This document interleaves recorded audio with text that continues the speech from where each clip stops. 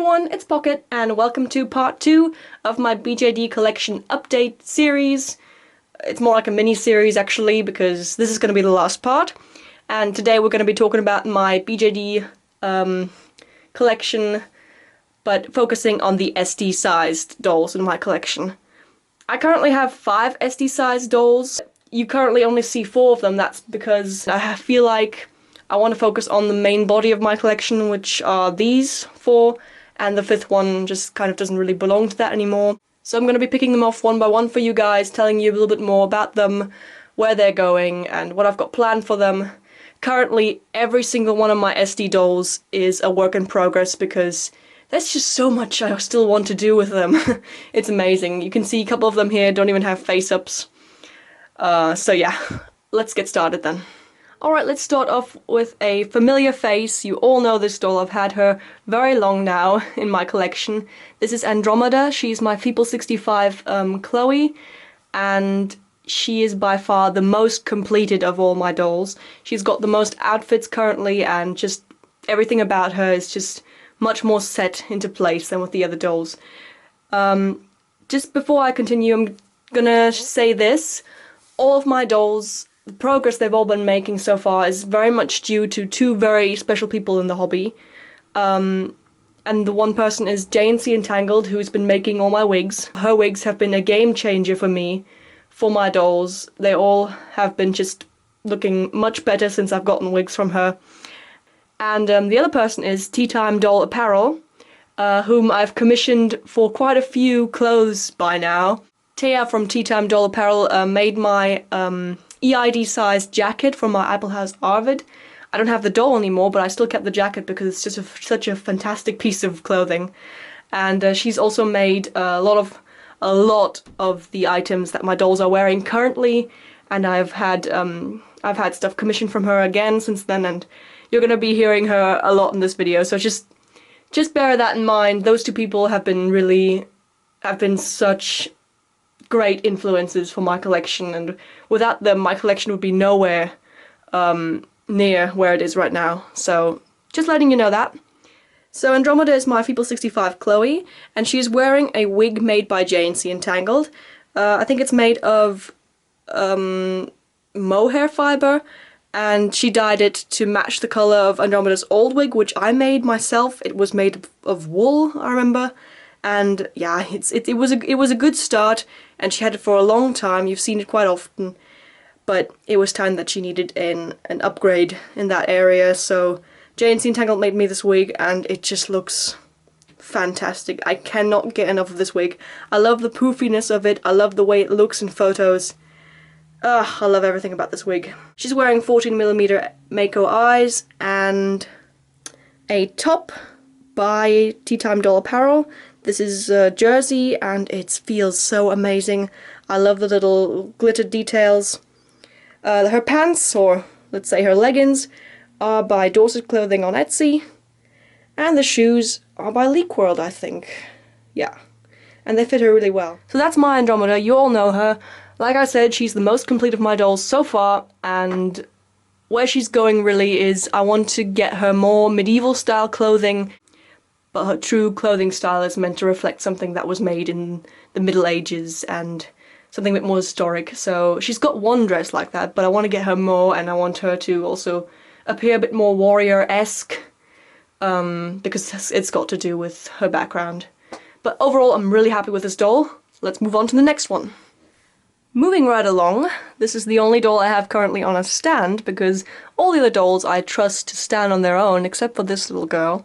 And she's new in my collection. Well, new is relative, but I've had her head for quite a long time, and only recently I've decided that she should get the Feeple 60 body that I had for Lynn.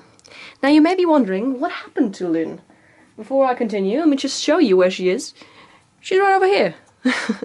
What I did was I gave her a new face-up, and as you can see, she's a completely different style now than what she used to be. Her eyes have also changed. They are now much lighter, and she looks fantastic. But the reason she's no longer on the Feeple 60 A-line body is that I've decided I want to get her a Moe-line body. I think she looks far better on a Moe-line body.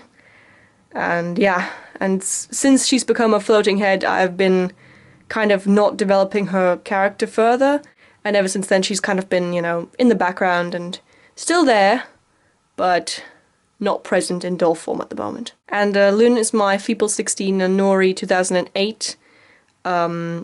You've also known her for quite a while. She's my oldest piece of resin that I own, just in case you were wondering. But back to this girl, I haven't actually told you her sculpt.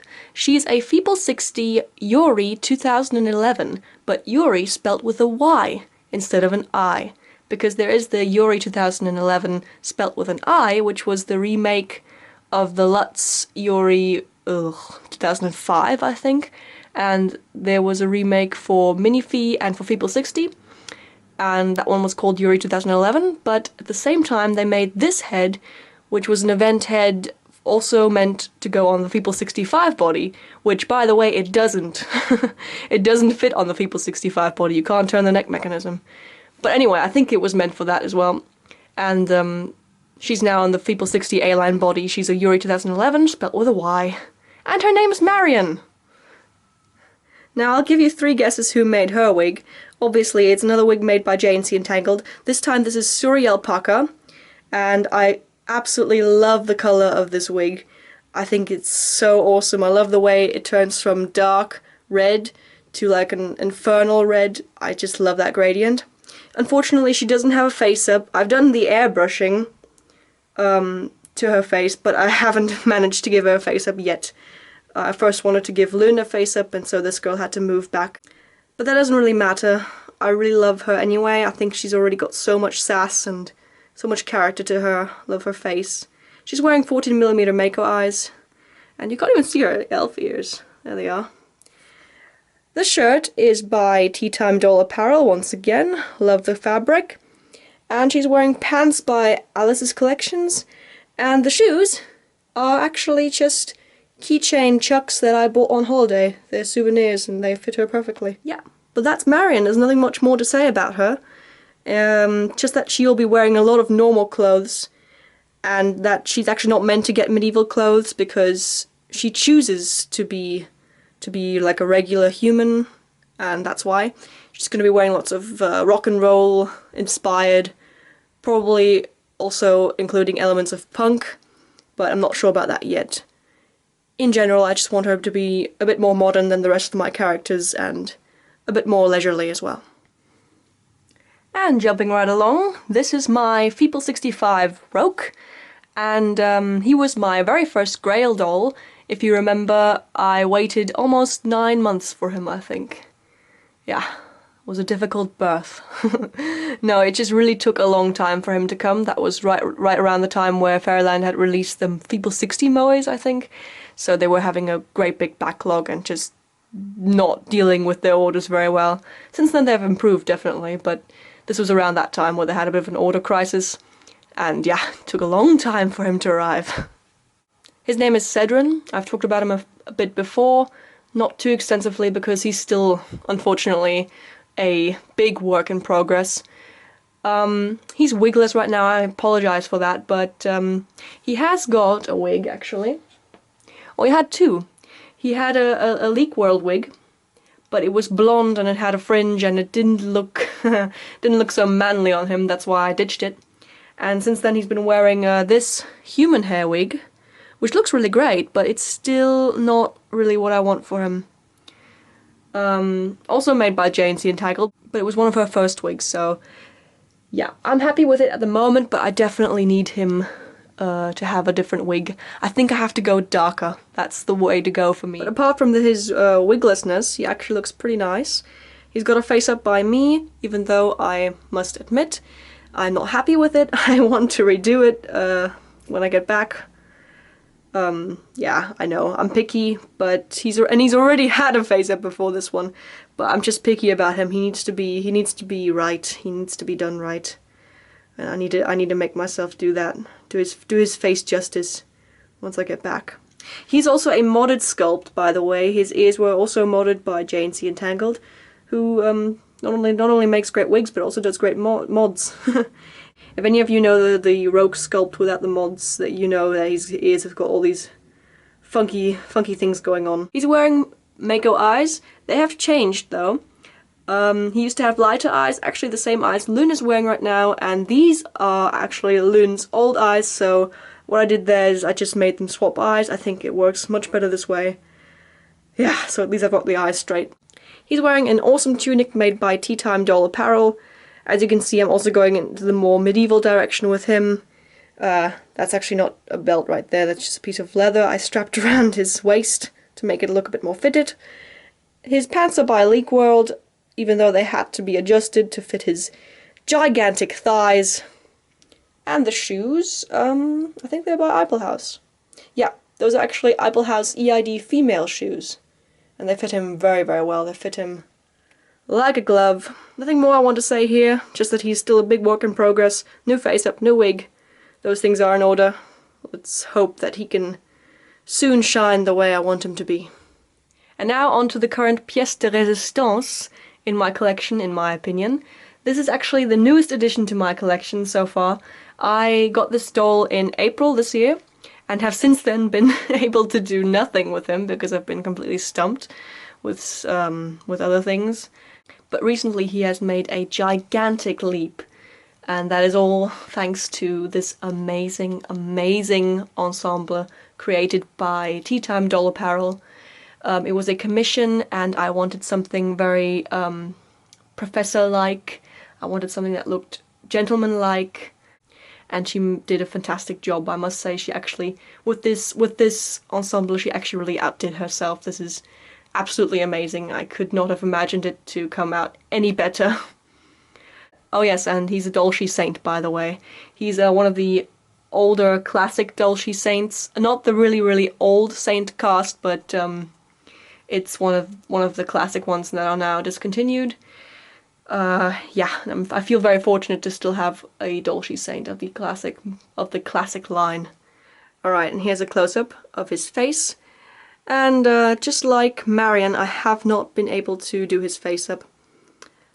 He has some 14mm Mako eyes. I know many people tend to go for the 12mm size, but for me personally, I've tried 12mm. I think the 14mm look better in him, and I just like the way they look. And now I'm gonna give you a nice shot of his outfit. It consists of this cloak, this waistcoat, shirt, and pants. I could swoon about this outfit all day. I'm actually not kidding. I love this outfit to bits. And it fits him so well. It does take a lot of fumbling, I must say, to get him into the outfit. The first time I put it on I took like 45 minutes, I think. Only because I'm not used to fumbling around with buttons, and also because it's a very tight fit, but it's a very good fit as well. It's made to fit perfectly. Perfection. I love this doll at the moment. I wish I had enough time still to customize him properly, but there just isn't enough time. He's not wearing his shoes right now. These are shoes, I got them off eBay. They fit him perfectly, but he just can't stand well in them. Don't know what it is. He keeps rocking back and forth, and he's also very loosely strung. I think he was made in 2011. The skin tone is oriental skin, and I got him secondhand from France, and he's in perfect condition. He's just very, very loose. He needs a restringing soon. Yeah, my Dolce Saint. I'm in love with this doll. I really look forward to customizing him when I get back. So that's it. Those are the dolls that are currently the main cast of my collection, to put it that way. There is a 5th SD size BJD in my collection though, but I've decided not to show her today. I feel like she stands out too much. You probably also still remember her. She's the Doll Zone Meggie and female Meggie on one of the old Doll Zone female bodies that are now discontinued. I've had her now since 2013, and which is the year I started collecting BJDs, and it's just, I don't know. She's kind of in a limbo at the moment, but I want to focus on these guys because they are really what are driving me forward, and they are what inspire me. So let me just say a few more words about the collection, and I hope you're not bored yet of me talking. I haven't made a collection update video in a while. Including the MST size dolls in my collection, I have 7 BJDs. Oh, sorry, 8. 8 BJDs. I'm already not including Heather, my first BJD in the lot. Oh, that doesn't sound right. Anyway, I've got 8 BJDs in total, and once Loon has a body, there will be 9. And there's one more floating head that I have. Oh, sorry, actually 2 floating heads, because I've got the Minifee Sion head as well. Ooh. So once the Minifee Sion head will have a body, that will make 10. And I've still got this guy. And I really would love him to have a body too, because he's meant to go with Marion. So he would need a Feeble 60 male body. And that makes 11 BJDs. When I first started out in the hobby, I didn't think I would once have that many BJDs. I think eventually every one of us knows their limit. But I'm not one for a huge collection. I do hope, though, that the collection will continue to grow. I just don't want it to get out of hand. But before I go, I've got one question for you dolly people. And it's a doll-related question, and that is, what do you guys think is a good mixed collection? Because looking at my collection now, I know that I've got a lot of Fairyland dolls. But I've got one Dolce doll now, and I've also got one Doll Zone doll and a Soul Doll doll. That sounds odd. But in general, I would like to know from you guys what you think is a good mixed collection. What makes a good mixed collection? That's that for my collection update series. I hope you've enjoyed it somewhat. I know it can be quite rambly and long, but I enjoy it. I hope you enjoy it. And other than that, I wish you all a happy dolly day, and I'll see you in the next one. Bye!